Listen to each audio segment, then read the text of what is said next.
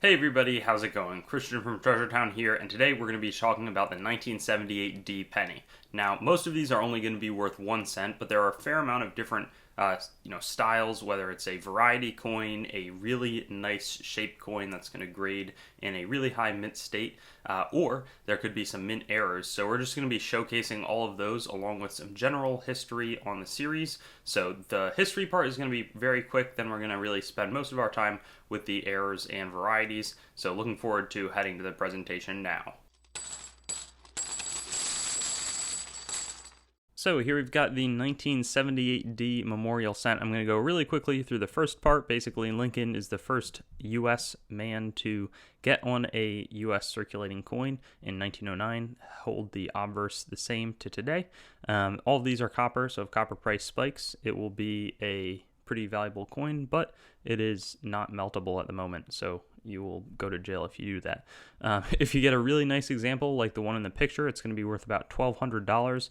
Really, they need to be mint state 67 or better. Sometimes on some of the older coins, or like the 70s coins, you can get 66 plus, make it worth grading, but after grading fees and the fact that there's not a ton of demand for just high grade examples, really not going to be super smart to try and grade a bunch of these unless these are pristine, and you're probably going to need some expertise. There are over 4 billion of them made. So really what you want to be looking for are some of the varieties, the die varieties. This is class 6 double die, extra thickness, distended hub doubling. It's a little bit more challenging because there's no clear shelving or anything like that. If you have two coins side by side, you will be able to normally see if you have the one with the extra thickness. Now you want to make sure that that's separate from circulation wear and flattening.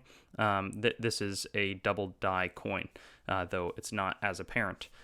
This coin is not worth a huge amount, maybe like 10-20 bucks in mint state, but it's still fun to search for, and this one's recognized by the Wexler. It's attributed by John Wexler as well. There's also a repunched mint mark, which is attributed by Kanika and the Crawford system as well. The repunching is seen prominently, or not super prominently, but it's there in the southwest corner of this mint mark, maybe a little bit more valuable, 20-30 bucks in mint state, though you really have to find the right person. If it was graded by PCGS or NGC, I think the value would go up quite a bit on it, but at the moment you would have to send it to ANAX. So that's what you're looking for there. Then sort of a few fun things to highlight here. We've got 3 mint errors as well. These are certainly possible, and I've got some examples. So this obverse, it's a die break. So the dies deteriorate, they're striking a ton of coins, and sometimes there's a big chip, and part of the die comes off. This is what the result is. This one was $160 at a recent sale. So sort of something you could find conceivably. Cuds can be on any coin, and they're not as noticeable as something like this, which is a double struck coin with the second strike way off center. It didn't properly eject from the striking chamber, and then the dies came down again, struck a second mark. I can't see the wheel mark that makes it unk details, but it's not going to get as much money because it is technically a damaged coin. So $170 was what this sold for recently. And then lastly, we've got just a more regular struck off-center error. 70% off-center is a fair amount off-center.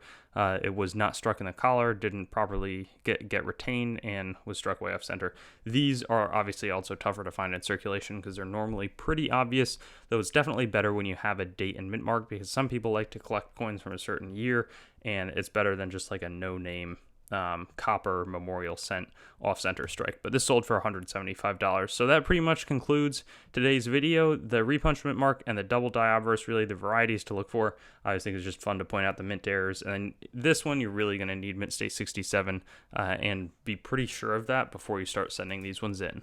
Thanks for watching the video. I'd encourage you to like the video, comment, and make sure to subscribe to my channel. And I also have Facebook, Instagram, Twitter, and some other social media platforms.